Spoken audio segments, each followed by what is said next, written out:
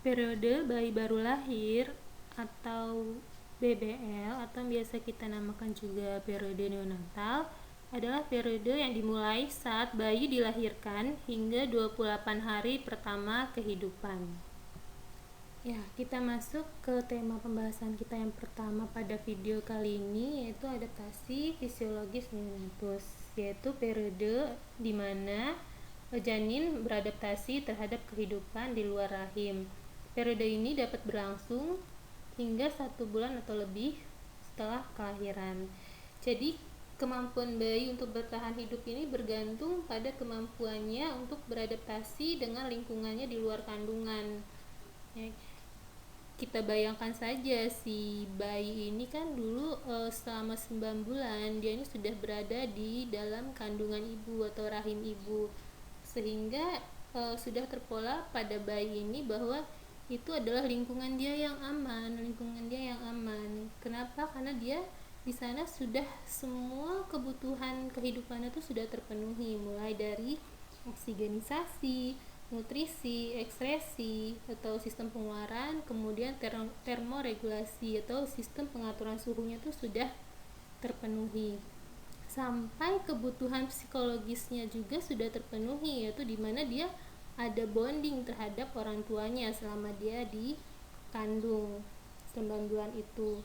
Kemudian juga di dalam kandungan si bayi merasa nyaman-nyaman saja karena dia di sana bisa bebas bergerak kan ya. Terus juga dia tidak tersentuh oleh benda apapun atau aman dari lingkungan di luar rahim.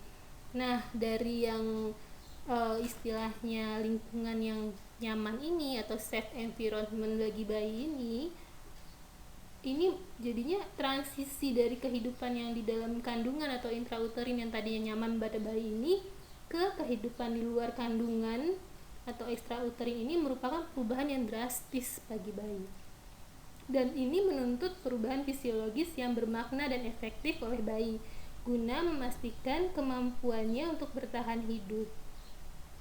Ya, jadi adaptasi ini sangat penting bagi kesejahteraan bayi selanjutnya, dan ini harus dipahami oleh kita adik-adik sekalian sebagai calon bidan untuk nantinya bisa memfasilitasi baik bayi maupun ibunya nanti pada saat kelahiran. Nah, di sini pada slide ya, transisi ini dimulai ketika tali pusat tadi tuh dipotong. Jadi transisi ke kehidupan ekstrauterin dimulai ketika tali pusat dipotong. Ya, dimana di sini kalau setelah tali pusat itu dipotong, plasenta tidak lagi bekerja sebagai paru. Atau yang tadi kan ya, adaptasi dari oksigenisasinya itu sudah berubah ternyata dari yang tali pusat dipotong. Kemudian paru bayi mulai bekerja dalam pertukaran gas, yang awalnya paru-parunya itu tidak berfungsi untuk pertukaran gas.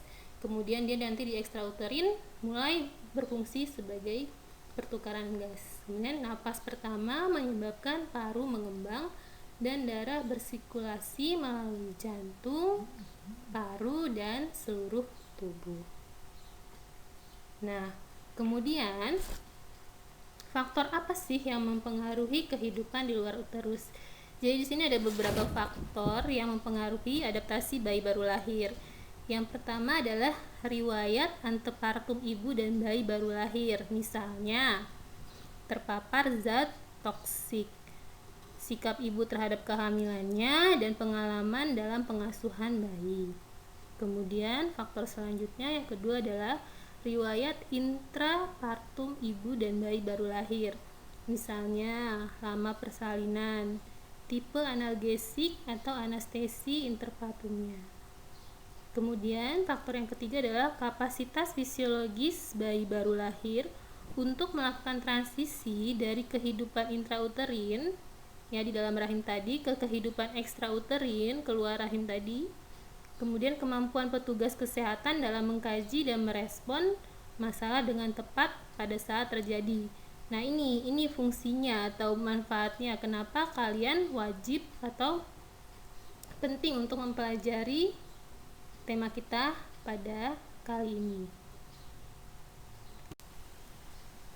Agar transisi ke kehidupan ekstrauterin dapat berhasil, perubahan fisiologis harus terjadi pada sistem berikut, yaitu sistem respirasi atau sistem pernapasan, sistem sirkulasi, termoregulasi, gastrointestinal, sistem imunologi, dan sistem urinaria.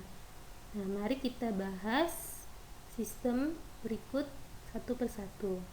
Sistem respirasi atau pernapasan pada bayi sebelum lahir itu janin bergantung pada pertukaran gas darah maternal melalui paru maternal dan plasenta. Jadi dia melalui paru-paru ibu yang berasal dari ibu dan plasenta. Sehingga pelepasan plasenta yang tiba-tiba setelah persalinan itu memerlukan adaptasi yang sangat cepat terjadi untuk memastikan kelangsungan hidupnya. Nah, sebelum lahir juga itu janin melakukan pergerakan pernapasan dan menyebabkan parunya matang, baik secara biokimia maupun anatominya, untuk menghasilkan surfaktan dan mempunyai jumlah alveolus yang memadai untuk pertukaran gas. Seperti yang kita ketahui bahwa fungsi dari surfaktan itu sendiri adalah untuk mengurangi tekanan permukaan dan membantu menstabilkan dinding alveol sehingga tidak kolaps pada akhir pernapasan. Nah, untuk mendapatkan fungsi alveol sendiri itu harus terdapat surfaktan yang cukup dan aliran darah melalui paru-paru. Surfaktan sendiri itu diproduksi mulai dari usia 20 minggu kehamilan dan meningkat hingga paru-paru matang, yaitu usia 30 sampai 34 minggu kehamilan. Kemudian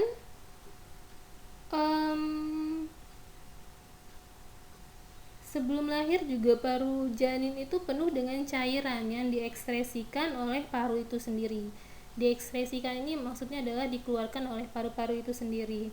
Selama persalinan, cairan ini akan meninggalkan paru-paru tadi, baik karena dia dipompa ke atas menuju jalan napas dan keluar dari mulut bayi dan hidung bayi, atau karena bergerak melintasi dinding alveolar menuju pembuluh limfe paru dan menuju ductus thoracic atau ke kapiler paru. Jadi di sini yang perlu kalian ketahui ada dua faktor yang berperan dalam rangsangan napas pertama, ya, rangsangan napas pertama pada bayi.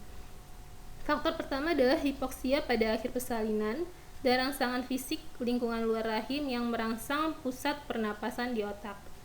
Faktor kedua adalah tekanan dalam dada yang terjadi melalui pengempisan paru-paru selama persalinan, merangsang masuknya udara ke dalam paru-paru secara mekanik.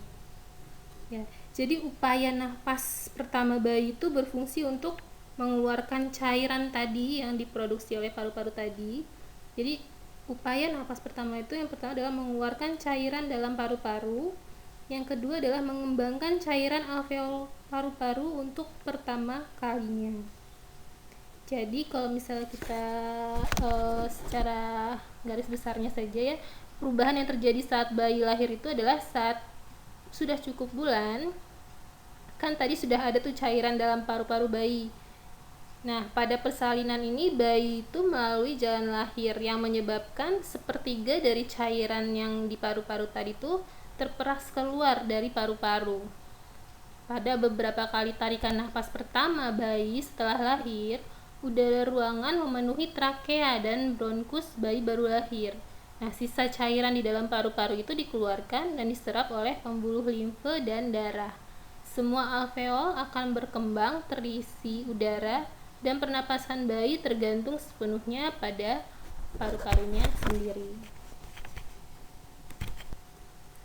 Kemudian yang kedua adalah sistem sirkulasi atau perubahan pada sistem sirkulasi. Jadi setelah lahir, darah bayi baru lahir harus melewati paru untuk mengambil oksigen dan mengadakan sirkulasi melalui tubuh guna mengantarkan oksigen ke jaringan. Nah, untuk menyelenggarakan sirkulasi terbaik mendukung kehidupan luar rahim harus terjadi ada dua, yaitu satu penutupan foramen oval jantung, yang kedua penutupan ductus arteriosus antara arteri paru dan aorta. Nah, ada dua peristiwa penting yang mengubah tekanan dalam sistem pembuluh darah. Yang pertama adalah saat tali pusat dipotong, yaitu resistensi pembuluh sistemiknya akan meningkat dan tekanan atrium kanan akan menurun. Peristiwa yang kedua adalah ketika tekanan atrium kanan menurun karena berkurangnya aliran darah ke atrium kanan yang mengurangi volume dan tekanannya. Kedua kejadian ini membantu darah dengan kandungan oksigen yang sedikit mengalir ke paru untuk menjalani proses oksigenisasi ulang. Pernapasan pertama itu tadi menurunkan resistensi pembuluh paru dan meningkatkan tekanan atrium kanan. Nah, oksigen pada pernapasan pertama tadi menimbulkan relaksasi dan terbukanya sistem pembuluh paru. Dengan peningkatan tekanan pada atrium kanan ini dan penurunan tekanan pada atrium kiri, foramen ovalis secara fungsi akan menutup. Dengan pernapasan kadar oksigen darah yang akan meningkat sehingga mengakibatkan ductus arteriosus tadi mengalami konstriksi dan menutup. Nah, vena umbilicus, kemudian ductus arteriosus dan arteri hipogastrika tali pusat akan menutup secara fungsi dalam beberapa menit setelah lahir dan tali pusat diklem. Nah, penutupan anatomi jaringan fibrosa ini biasanya berlangsung dalam 2-3 bulan. Selanjutnya, sistem sirkulasi bayi dapat menjalankan fungsinya sendiri. Nah, selanjutnya adalah perubahan termoregulasi atau perubahan sistem termoregulasi, perubahan suhu, pengaturan suhu tubuh ya. Jadi bayi baru lahir belum dapat mengatur suhu tubuhnya sendiri, sehingga akan mengalami stres dingin atau cold stress, terutama karena perubahan lingkungan dari dalam rahim ke dunia luar yang jauh lebih dingin.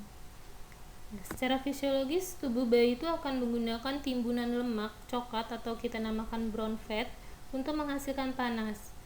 Namun cadangan lemak coklat ini akan habis dan bayi akan mudah untuk mengalami hipoglikemia, hipoksia, dan asidosis. Untuk itu, pencegahan kehilangan panas sangatlah diperlukan. Nah, nanti untuk mekanisme kehilangan panas dan bagaimana cara kita mencegah kehilangan panas tersebut akan kita bahas di slide khusus selanjutnya ya. Kemudian sistem gastrointestinal. Jadi bayi ini memiliki refleks gumoh dan batuk.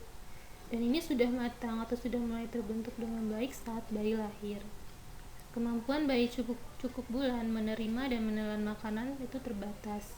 Hubungan esofagus bawah dan lambung belum sempurna, sehingga mudah gumoh, terutama bayi baru lahir dan bayi muda.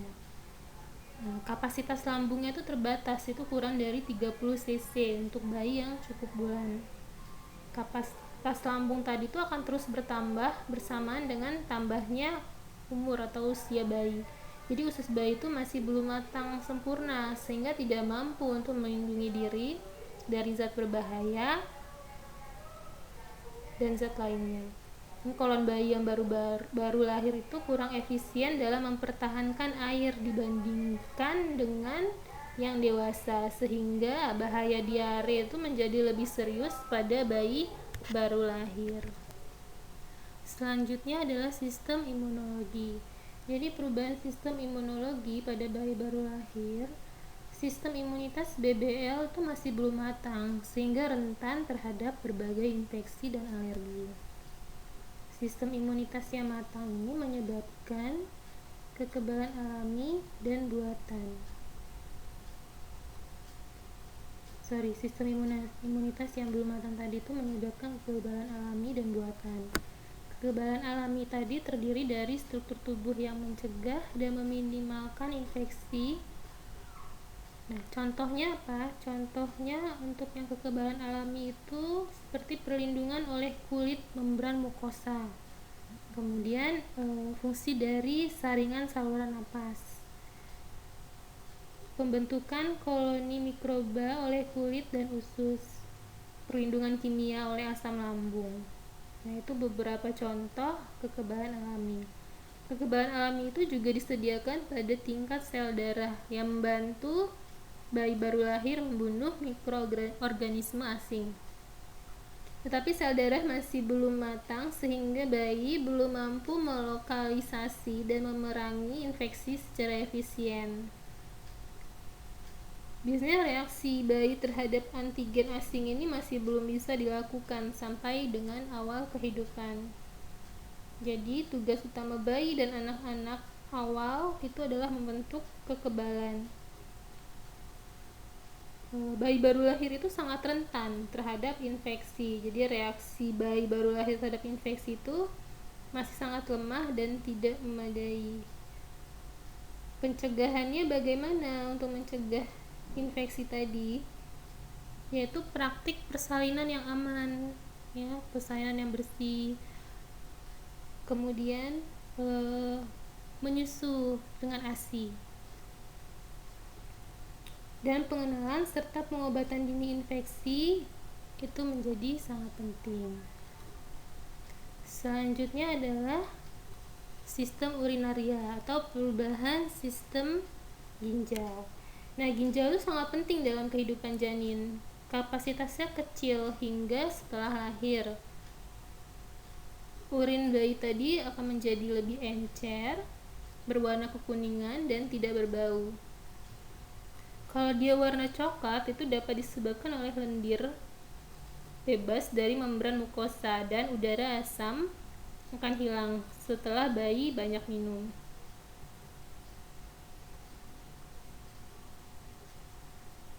Urin itu dibuang dengan cara nanti mengosongkan kandung kemihnya itu secara refleks. Jadi urin pertama itu dibuang saat lahir dan dalam 24 jam. Akan semakin sering dengan banyaknya cairan. Jadi kalau misalnya bayi nanti banyak minum, cairan yang keluar juga akan banyak. Selanjutnya adalah waktu yang direkomendasikan untuk menilai kesehatan neonatus. Di sini ada 3. Yang pertama adalah lakukan penilaian segera setelah kelahiran. Yang kedua adalah lakukan penilaian dalam 1-4 jam setelah kelahiran. Yang ketiga adalah lakukan penilaian dalam waktu 24 jam pertama atau sebelum bayi dipulangkan. Nah, yang pertama adalah lakukan penilaian segera setelah kelahiran. Ini berkaitan dengan kalian sedang belajar asuhan kebidanan, persalinan, dan BBL kan ya. Nah, jadi di persalinan itu setelah bayi lahir itu langsung dilakukan penilaian segera namanya. Apa yang dinilai? Yang dinilai adalah kita lihat apakah bayi menangis atau tidak, atau bayi bernapas atau tidak. Yang kedua adalah apakah tonus otot bayi baik atau bayi bergerak aktif atau tidak. Nah, itu penilaian awal atau penilaian segera setelah kelahiran. Kemudian yang poin kedua adalah lakukan penilaian dalam 1-4 jam setelah kelahiran. Ini contohnya adalah penilaian Apgar score, di mana Apgar score itu adalah pengecekan bayi baru lahir saat 1 hingga 5 menit pertama segera setelah dilahirkan. Jadi apa sih Apgar score itu, Bu? Itu dari singkatan ya. Apgar itu A-nya itu appearance-nya waktu atau warna kulit, kemudian P-nya pulse, denyut jantung, G-nya itu adalah refleks, A-nya itu adalah activity atau tonus otot atau keaktifan dari gerakan bayi, R-nya itu adalah respitarion atau pernapasan. Nah, ini dinilai saat menit pertama dan menit kelima. Kemudian apalagi yang dilakukan penilaian dalam 1-4 jam, yaitu antropometrinya, berat badan bayi, panjang badan bayi, kemudian lingkar kepala, dan seterusnya. Nah, yang ketiga adalah lakukan penilaian dalam waktu 24 jam pertama. Biasanya ini yang dinilai adalah bagaimana warna kulit bayi, apakah kulit bayinya kuning, kemudian kita lihat juga atau kita cek bagaimana pengeluaran bayinya, atau bayinya sudah pipis atau belum nih dalam 24 jam pertama. Itu contohnya. Nah, jadi di transisi ini ada 3 fase dia pada bayinya. Fase pertama disebut periode reaktivitas, yaitu berlangsung 1-2 jam. Fase kedua disebut periode tidur, berlangsung 1-4 jam setelah kelahiran. Fase ketiga disebut periode reaktivitas kedua, yaitu berlangsung 2-8 jam berikutnya. Ya, kita masuk ke pembahasan kita selanjutnya, yaitu konsep dasar dari pencegahan infeksi pada neonatus atau bayi baru lahir. Apa sih pencegahan infeksi itu, Bu? Pencegahan infeksi merupakan penata laksanaan awal yang harus dilakukan pada bayi baru lahir, karena bayi baru lahir itu sangat rentan terhadap infeksi. Tadi sepertinya sebelumnya sudah kita bahas ya di pengaturan di adaptasi sistem imun pada bayi baru lahir. Jadi pada saat penanganan bayi baru lahir itu pastikan penolong untuk melakukan tindakan pencegahan infeksi. Apalagi di zaman sekarang ini ya, yang kita sekarang sedang pandemi COVID-19, ya itu lebih lagi ininya, pencegahan infeksinya akan lebih berbeda. Nah, nanti untuk APD, bagaimana sih Bu perbedaan APD yang dulu dengan APD yang sekarang di masa pandemi ini, akan kita bahas di video selanjutnya ya. Nah, selanjutnya adalah prinsip umum pencegahan infeksi. Jadi ada beberapa prinsip umum untuk pencegahan infeksi. Yang pertama adalah berikan perawatan rutin kepada bayi baru lahir. Perawatan rutin ini mencakup seperti memandikan bayi, kemudian perawatan tali pusat pada bayi ya, yang sebelumnya sudah kita pelajari ya di pertemuan praktek minggu lalu. Kemudian prinsip umum yang kedua adalah pertimbangkan setiap orang itu berpotensi untuk menularkan infeksi. Jadi baik staf tenaga kesehatannya maupun bayinya itu sendiri itu berpotensi untuk menularkan infeksi.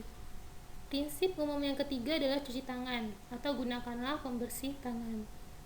Prinsip yang keempat, pakai pakaian pelindung dan sarung tangan. Prinsip yang kelima adalah gunakan teknik aseptik.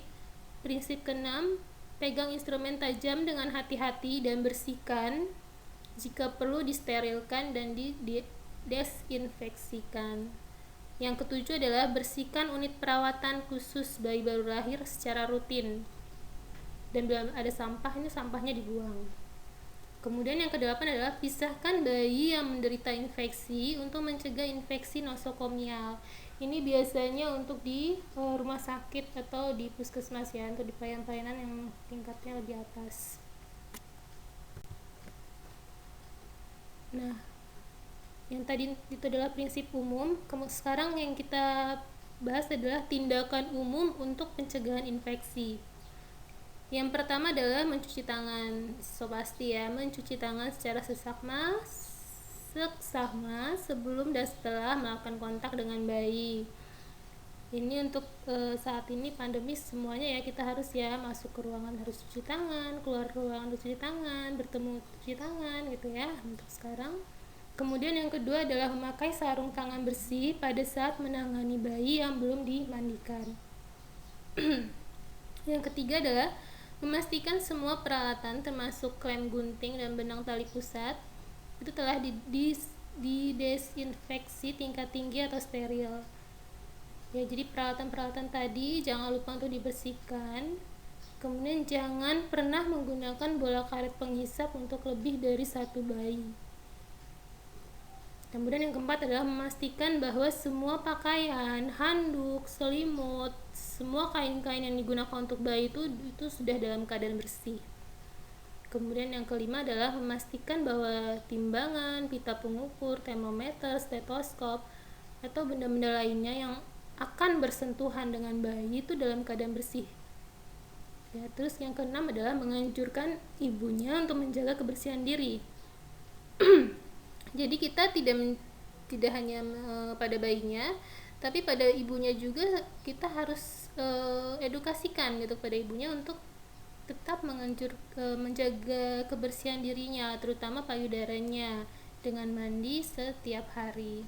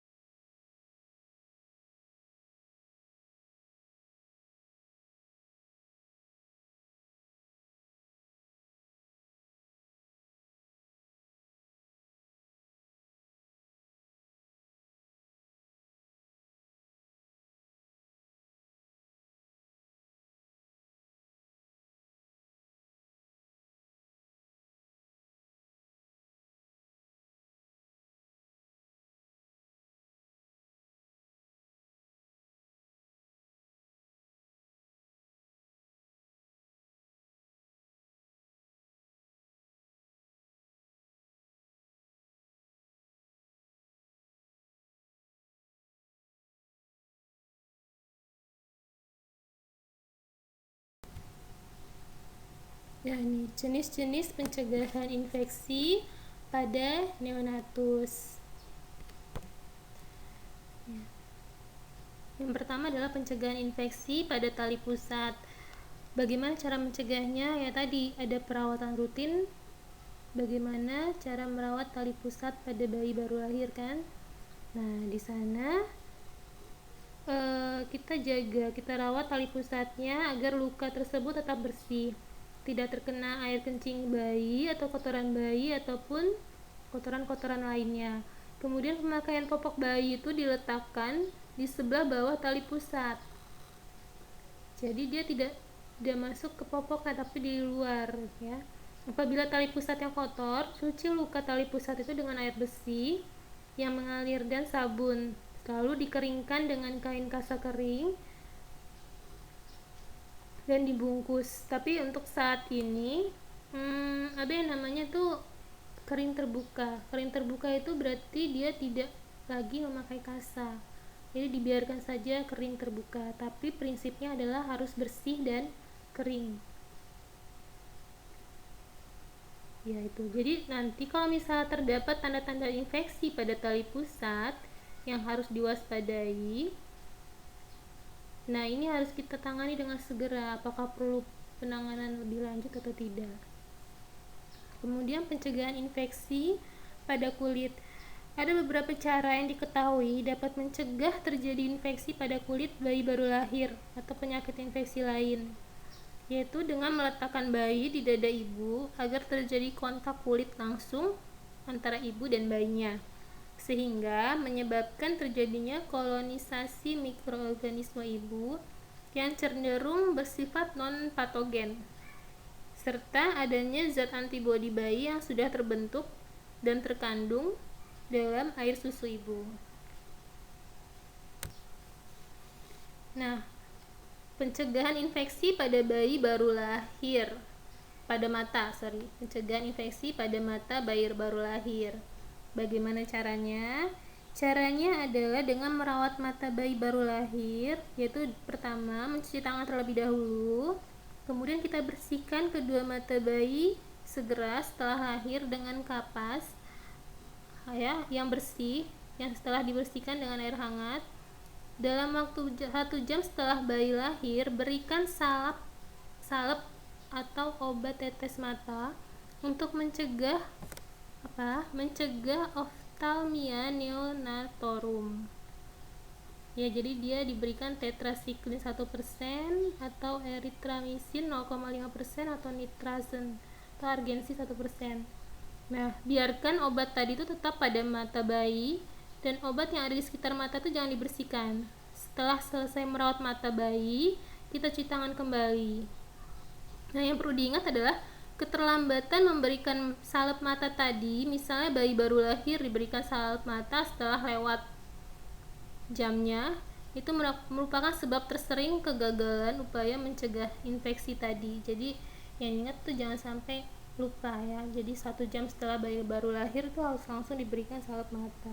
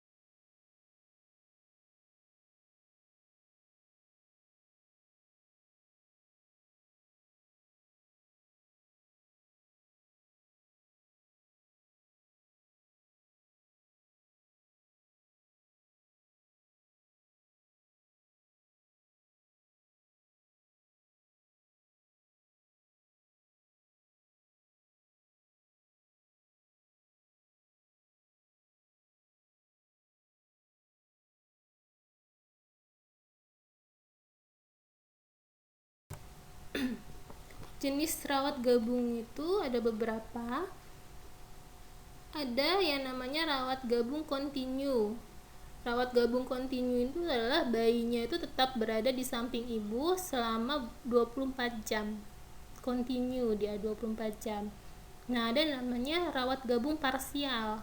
Rawat gabung parsial ini setengah ya, parsial. Nggak penuh berarti. Ibu dan bayinya itu bersama-sama hanya dalam beberapa jam saja dalam seharinya. Misal, paginya itu dia bersama ibu nih, sementara malamnya dirawat di kamar bayi.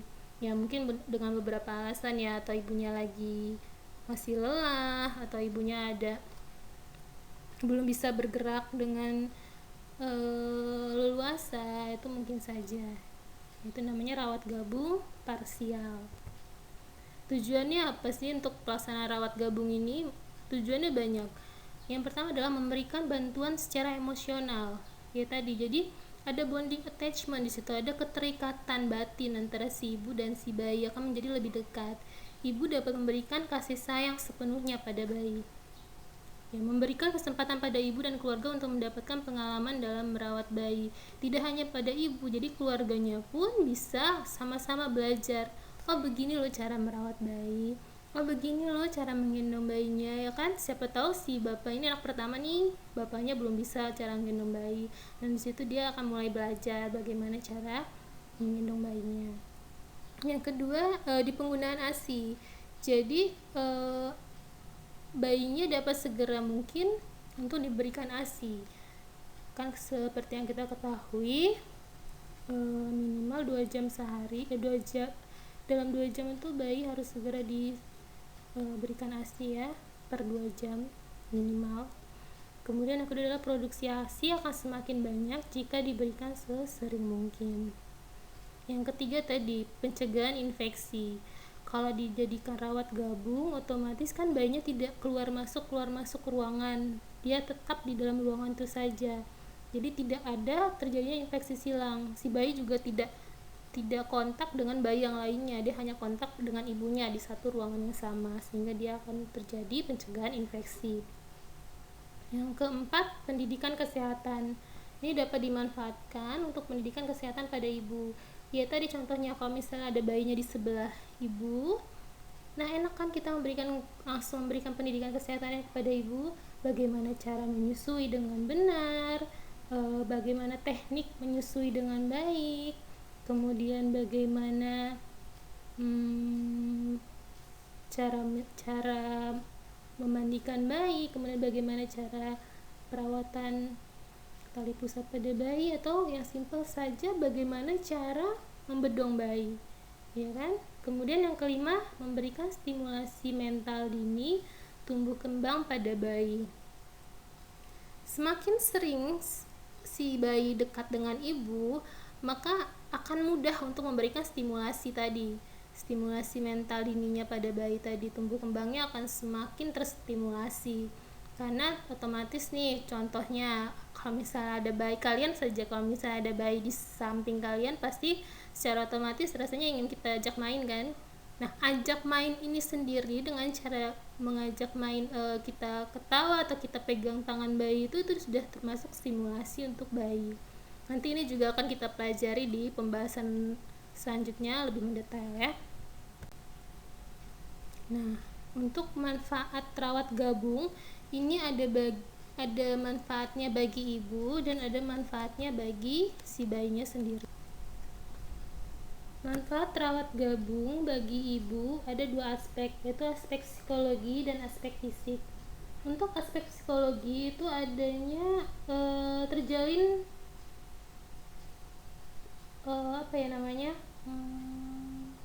ikatan yang jadi akrab gitu, ada sentuhan badan antara ibu dan bayi, namanya early infant mother bonding, adanya bonding antara bayi dan si ibunya. Kemudian cepat untuk memberikan kesempatan pada ibu untuk belajar merawat bayinya, ya tadi seperti yang telah kita bahas sebelumnya, si ibu akan lebih mudah untuk cepat belajar bagaimana cara merawat bayinya. Kemudian adanya yang ketiga adalah memberikan rasa percaya kepada ibu untuk merawat bayinya. Ibu dapat memberikan ASINya kapan saja kalau bayi membutuhkan, sehingga akan memberikan rasa kepuasan sendiri pada ibu bahwa ia dapat berfungsi dengan baik sebagai seorang ibu, yaitu memenuhi kebutuhan nutrisi bagi bayinya. Ibu juga akan merasa sangat dibutuhkan oleh bayinya dan tidak dapat digantikan oleh orang lain. Hal ini akan memperlancar produksi dari ASI ibu. Kemudian ada aspek fisik. Aspek fisik itu involusi uteri. Ya, jadi adanya involusi uteri akan terjadi dengan baik karena dengan menyusui akan terjadi kontraksi rahim yang baik. Jadi kan tadi kalau misalnya kita lakukan rawat gabung, maka si ibu akan sering menyusui bayinya atau memberikan ASI pada bayinya. Dengan pemberian ASI tadi, maka akan mempercepat terjadinya involusi uteri pada ibu. Kemudian ibu dapat merawat sendiri bayinya sehingga dapat mempercepat mobilisasi. Nah ya, kalau misalnya ada bayinya kan si ibu otomatis gerak sana gerak sini tuh, walaupun gak gerak istilahnya, kalau nggak miring kanan miring kiri untuk menyusui bayinya. Nah ini sudah merupakan adanya mobilisasi dini pada ibunya. Dengan mobilisasi dini ini akan mempercepat pemulihan pada ibu. Kalau misalnya ibu ada luka perineum, itu akan lebih cepat dengan adanya mobilisasi dini, akan lebih cepat sembuh maksud saya di sini. Ya, kemudian manfaat rawat gabung untuk bayinya terbagi dua juga, ada aspek psikologi dan aspek fisik. Aspek psikologinya adalah adanya sentuhan badan antara ibu dan bayi, itu akan berpengaruh terhadap perkembangan psikologi bayi selanjutnya. karena kehangatan tubuh dari si ibu itu akan memberikan stimulasi mental yang mutlak yang dibutuhkan oleh bayinya tadi. Kemudian yang kedua adalah bayi akan mendapatkan rasa aman, kemudian akan merasakan terlindungi, dan ini merupakan dasar terbentuknya rasa percaya diri pada diri anak. Ya. Kemudian ada aspek fisik. Aspek fisiknya apa? Aspek fisiknya adalah bayi itu akan segera mendapatkan makanan sesuai pertumbuhannya. Ya tadi, kalau misalnya dia lapar, kalau misalnya rawat gabung kan cepat nih ibunya langsung memberikan ASI sesuai kebutuhannya. Kemudian kemungkinan terjadinya infeksi nosokomial kecil, ya karena si bayi kan tadi tidak ada istilahnya keluar masuk dari ruangan, tidak ada kontak dengan orang lain ataupun bayi lain, sehingga infeksi nosokomial itu bisa kita cut ya. Penyakit sariawan pada bayi dapat dihindari atau dikurangi. Kemudian adanya alergi terhadap susu buatan berkurang. Ya, tentu karena kan si bayi menggunakan ASI kalau misalnya di ruangan kan. Jadi kemungkinan kalau dia di ruang bayi kan dia diberikan susu formula. Tapi kalau misalnya dia dirawat gabung akan terkontrol kalau si bayi diberikan ASI dari ibunya. Nah, sasaran dan syarat rawat gabung itu apa saja? Ya, jadi tidak semua bayi itu bisa dilakukan rawat gabung. Ada syaratnya, ada sasarannya. Yang pertama adalah bayi lahir spontan, baik presentasi kepala ataupun bokong. Yang kedua adalah jika lahir dengan tindakan maksudnya kayak forceps, vakum, maka rawat gabung dapat dilakukan setelah bayi cukup sehat, refleks hisapnya baik, dan tidak ada tanda-tanda infeksi. Yang ketiga adalah bayi yang lahir dengan anestesi umum, rawat gabung dilakukan setelah ibu dan bayinya sadar penuh atau bayinya itu tidak mengantuk, tidak masih terkontaminasi atau terefek oleh anestesinya tadi tuh. Yang keempat adalah bayi tidak asfiksia 5 menit pertama. Nah, ini tadi dilihat dari Apgar score tadi ya. 5 penilaian tadi, di menit kelima nilai Apgar skornya minimal 7. Umur kehamilannya adalah 37 minggu atau lebih. Kemudian berat badannya 2000 sampai 2500 gram atau lebih. Yang ketujuh adalah tidak terdapat tanda-tanda infeksi intrapartum. Yang kedelapan adalah bayi dan ibunya sehat. Nah, ini syarat dilaksanakannya rawat gabung. Nah, syarat rawat gabung yang ideal. Ya ini ininya ya untuk pelaksanaannya. Kalau tadi kan syarat pada bayinya. Nah, ini syaratnya adalah kalau misalnya untuk pada bayi, ranjang bayinya itu harus mudah terjangkau dan dilihat oleh ibu. Ya, kemudian ruangannya satu tempat tidur 1,5 kali 3, ruang dekat dengan petugas. Jadi walaupun di satu ruangan dengan ibu, bayi masih bisa memanggil petugas gitu misalnya ada sesuatu yang dibutuhkan. Sarananya ada lemari, tempat mandi bayi, tempat cuci tangan ibu. Setiap kamar harus mempunyai kamar mandi ibu sendiri. Ada sarana penghubung atau petunjuk sarana perawatan payudara, bayi dan nifas, memberi makan bayi dengan bahasa yang sederhana, dan ada perlengkapan perawatan bayi. Kemudian untuk petugasnya sendiri, rasio petugas dengan pasien harus 1:6. Jadi 1 petugas untuk 6 pasien di sini. Kemudian petugasnya harus mempunyai kemampuan dan keterampilan dalam pelaksanaan rawat gabung.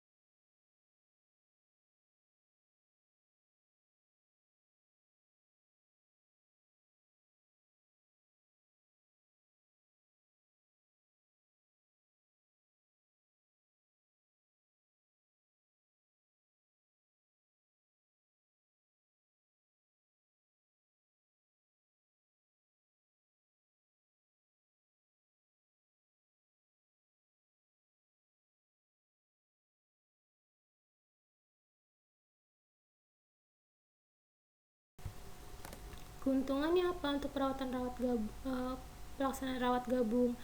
Yaitu menggalakkan penggunaan ASI ya. Dari tadi kayak hampir setiap menit saya menyebutkan ASI, karena dengan rawat gabung pelaksanaan ASI itu akan berlangsung dengan baik. Kemudian kontak emosi ibu dan bayi lebih dini dan lebih erat. Ibu segera dapat melaporkan keadaan-keadaan bayi yang aneh. Ibu dapat belajar merawat bayi. Kemudian yang kelima, mengurangi ketergantungan ibu pada bidan atau tenaga kesehatan lainnya. Membangkitkan kepercayaan diri yang lebih besar dalam merawat bayi. Berkurangnya infeksi silang. Kemudian mengurangi beban perawatan terutama dalam pengawasan. Kerugiannya apa? Tadi ada keuntungan, ini ada kerugian. Kerugiannya ibunya kurang istirahat. Ya, pasti ibunya kurang istirahat. Kemudian yang kedua, dapat terjadi kesalahan dalam pemberian makanan karena pengaruh orang lain. Nah, ini contohnya ya. Misalnya nih, si bayi itu kan harus ASI eksklusif, tidak boleh diberikan makanan apapun atau minuman apapun sampai 6 bulan. Nah, biasanya kita di Indonesia ini itu masih terpengaruh oleh orang sekitar, baik itu keluarga sendiri maupun lingkungan terdekat. Misalnya mereka bilang, coba tuh bayinya nangis terus, coba dikasih pisang aja, mungkin dia lapar. Atau bibirnya itu biar merah dikasih madu, biar agak seling-seling gitu kan. Nah, nanti ibunya akan terpengaruh, diberikanlah madu, tadi diberikanlah pisang gitu. Itu ada kesalahan-kesalahan yang tidak bisa terpantau oleh petugas. Kemudian yang ketiga, bayi bisa mendapatkan infeksi dari pengunjung. Nah, yang ini yang saya bilang tadi, pengunjung tadi itu harus wajib, kalau saya bilang sekarang wajib untuk cuci tangan sebelum menyentuh bayi. Nah, ini tidak hanya berlaku saat di rumah sakit atau di klinik, saat di rumah juga, saat kunjungan di rumah itu nanti sebaiknya mau dia keluarga, tetangga atau orang jauh, itu harus cuci tangan dulu ya sebelum dia memegang bayi Anda, bayi kita gitu ya.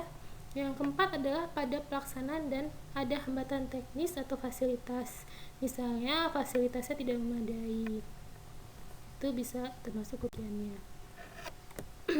Model pengaturan ruangan rawat gabung. Ya, ada model yang satu kamar dengan satu ibu dan anaknya sampai 5 orang ibu dalam satu kamar dengan bayi. Pada kamar lain bersebelahan dan bayi dapat diambil tanpa ibu harus meninggalkan tempat tidurnya.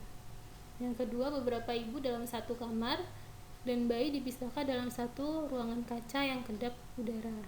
Yang ketiga, model di mana ibu dan bayi tidur di atas tempat tidur yang sama. Yang keempat, bayi di tempat tidur yang letaknya di samping ibu. Ya, untuk yang model terbaik itu adalah yang nomor 3. Ini kalau misalnya dilakukan dengan baik, inilah namanya benar-benar yang namanya rawat gabung. Ya, kita masuk ke pembahasan termoregulasi. Pada slide sebelumnya kita telah membahas bagaimana adaptasi bayi baru lahir terhadap sistem termoregulasi. Nah, di sini kita akan fokus membahas bagaimana mekanisme kehilangan panas pada bayi baru lahir. Ya, dari konduksi, konveksi, evaporasi, dan radiasi. Nah, konduksi ya, ini ya namanya konduksi, bisa dilihat pada gambar. Jadi konduksi ini adalah kehilangan panas akibat kontak langsung antara tubuh si bayi dengan permukaan yang dingin. Contohnya apa? Contohnya adalah misalnya timbangan pada bayi ya, timbangannya itu dingin, tidak dialaskan oleh kain dan bersentuhan dengan kulit bayi. Nah, itu yang dinamakan konduksi, kehilangan panas secara konduksi. Atau dia bersentuhan dengan meja yang terbuat dari logam. Ya, itu juga bisa. Jadi dia bersentuhan. Kemudian konveksi. Konveksi adalah kehilangan panas akibat bayi terpapar dengan udara sekitar yang lebih dingin. Nah, tadi itu proses hilangnya panas tubuh melalui kontak dengan udara yang dingin di sekitarnya. Contohnya, bayi yang berada pada ruangan yang dingin atau menggunakan kipas angin, AC atau ruangan yang terbuka, di mana angin secara langsung bisa bertiup mengenai tubuhnya. Itu namanya konveksi. Yang ketiga adalah evaporasi ya. Ini evaporasi. Definisinya adalah proses hilangnya panas tubuh bila bayi berada dalam keadaan basah. Misalnya, bayi tidak segera dikeringkan setelah proses kelahirannya atau setelah dimandikan. Ya, kalau misalnya bayi ini setelah lahir tidak langsung kita keringkan, kita bersihkan, atau saat dia setelah mandi kita biarkan saja, tidak kita lap udaranya, itu akan terjadi evaporasi. Bayi mandi tidak kita lap, kemudian kita di ruangan ber-AC, maka dia langsung evaporasi dan konveksi, double untuk kehilangan panasnya. Proses kehilangan panas yang terakhir adalah radiasi. Radiasi adalah hilangnya panas tubuh bila bayi diletakkan dekat dengan benda-benda yang lebih rendah suhunya dari suhu tubuhnya. Misalnya bayi didekatkan dengan tembok yang dingin. Ya, jadi kita tempatkan bayi dengan misalnya di lantai atau didekatkan dengan tembok yang dingin, itu namanya radiasi. Nih, dia radiasi. Jadi kehilangan panasnya dia.